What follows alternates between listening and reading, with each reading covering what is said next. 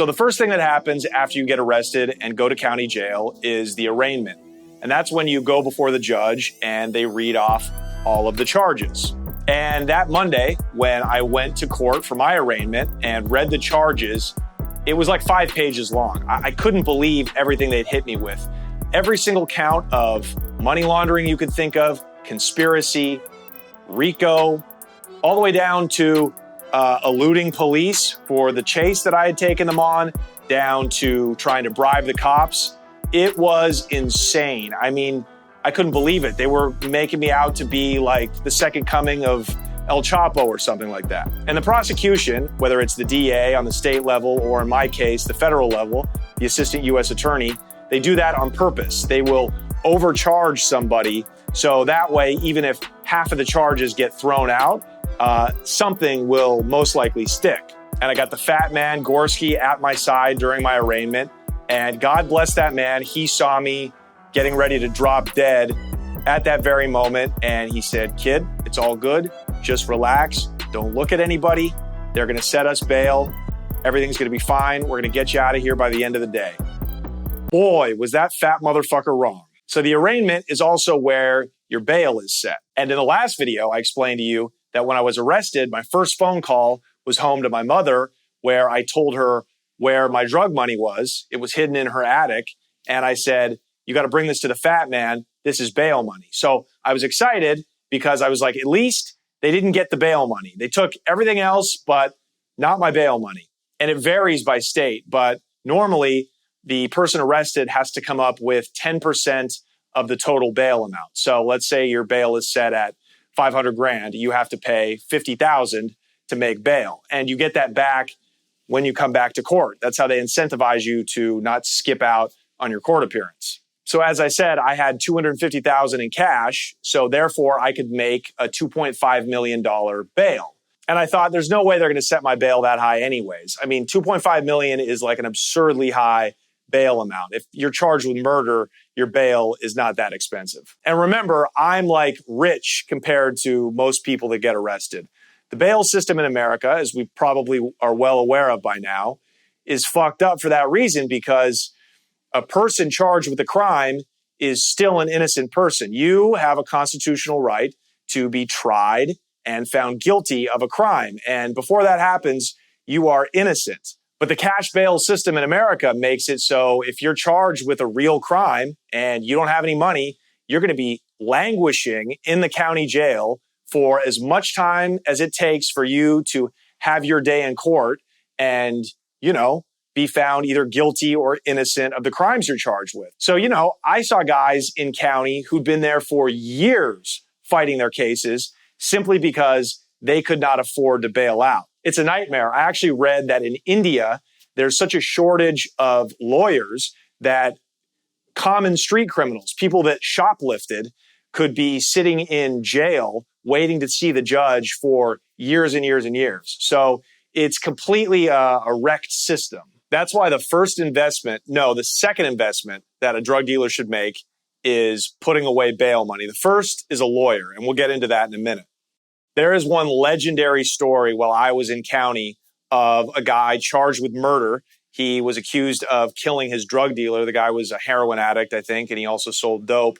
And he was in a high security wing of the Multnomah County Jail, isolated completely for 6 years. 6 years in a tiny little cell. It's kind of like being in the hole. And he was fighting a murder charge. He was fighting, what would have been a life sentence. And he eventually beat it and was sentenced to 10 years for manslaughter. So he had served almost the entire sentence of his 10-year stretch in county jail. So, he went and did 4 years in the penitentiary. Time served means that when you are sentenced to prison, the time that you've served in jail waiting to be adjudicated, right, to go before the judge and get sentenced, they count that. So this guy had a 10-year prison sentence, but he had already served 6 in county jail. So therefore, he only had another 4 to do after he got shipped off to the penitentiary. Think about that. He only served 40% of his prison sentence in prison. In my opinion, the bail system is set up this way to squeeze and torture the inmates to get them to accept a plea deal. So the justice system as it is right now is so bogged down with cases that if every inmate took their case to trial, right, instead of accepting a plea deal for a lesser sentence, the whole thing would completely collapse. Remember, you have the right as an American citizen under the Constitution to take your case, the crime that you are charged with, all the way to trial. But if you do that in reality, in this system, and are found guilty, you will be given the maximum sentence. So think about that. It's like you have the right to go to trial, okay? But if you're found guilty of exercising your right to trial, you'll be given as much time as the law will allow. It's like revenge. And that's the whole thing with mandatory minimums, right? That's the whole problem with it. It's unfair because you could be charged with and facing a huge amount of time. And so a prosecutor will exploit that and be like, hey, man, if you fucking take this shit to trial and lose, you're going to get 10 years. But hey, I'm offering you 3 right here if you just be a good boy and sign on the dotted line. And that's why in America, the majority of criminal cases do not even make it to trial. They end in a plea deal because, criminals, especially drug dealers, would rather get the fuck out of jail and, are too scared to take it all the way to the box, as we said. They're too scared to take it to trial because they know if they lose, they're going to get fucking hammered. So it's absolutely, in my opinion, a way, the bail system is a way to, for the prosecution to win the maximum amount of cases and to build up their statistics. Also, if you have to stay in county jail fighting your case and you take it all the way to court and let's say you win, well, you still lost all of that time that you spent in jail. So say this guy charged with murder had beat his case after 6 years and got to walk free that day. Well, what happened to the 6 years you just spent in jail as an innocent person, right?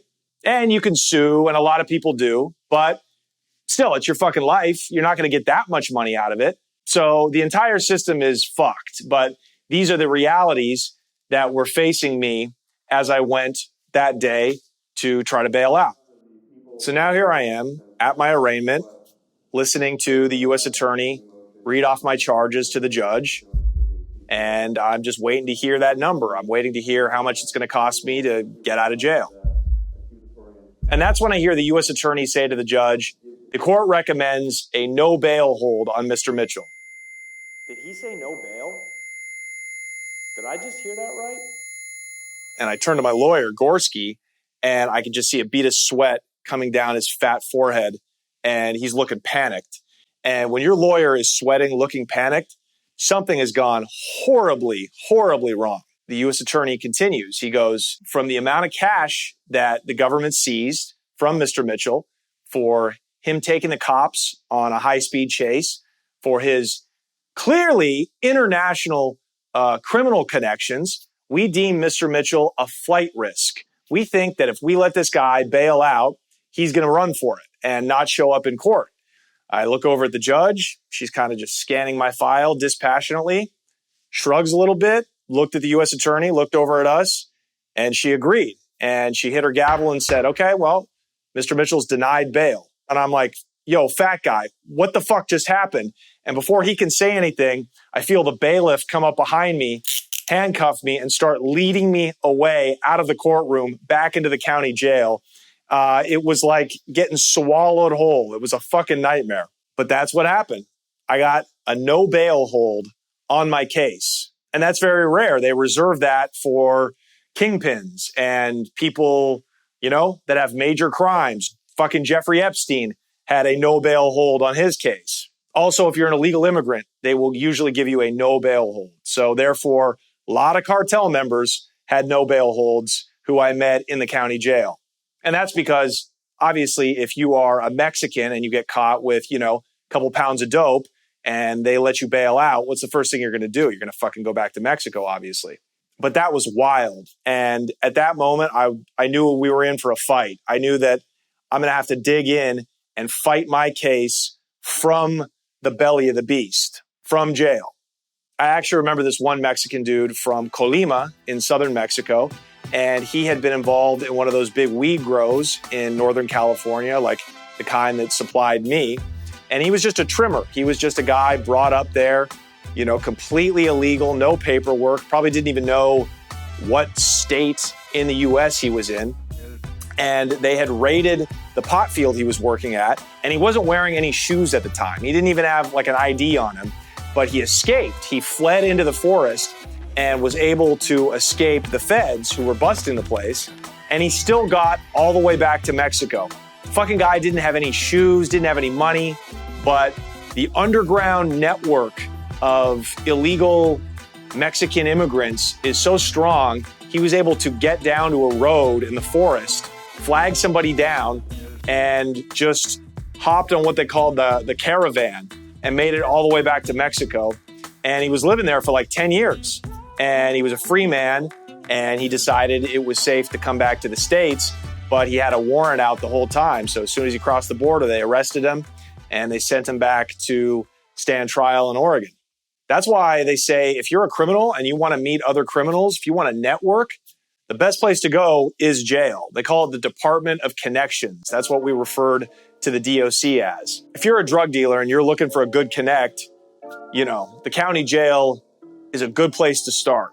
Everybody's talking, everybody's exchanging phone numbers. You know, it's like getting an education in crime.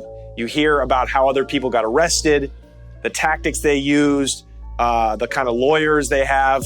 I mean, it's a boot camp for how to do crime. I can't tell you how many times throughout the period of my incarceration, I would meet other criminals, whether they were buyers or suppliers or whoever, and they would say, hey, as soon as we get out, we got to link. We got to start working together.